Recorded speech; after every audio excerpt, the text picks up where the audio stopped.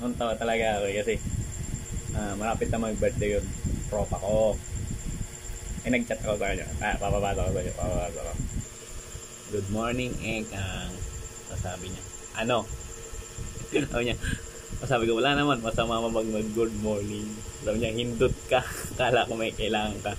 Sabi niya, go because often. Sabi niya, kagol ka kasi hindi ka naman ganyan.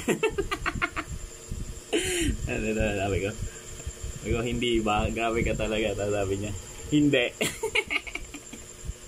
Sabi niya, ayaw mo ba?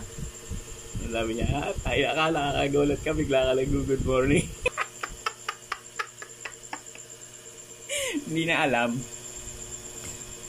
Kaya ako nag-chat kasi magbe-birthday na siya. Nagpaparamdam na ako. Ngayon, baka naman, namamanood mo to, baka naman, makaramdam ka na birthday mo na.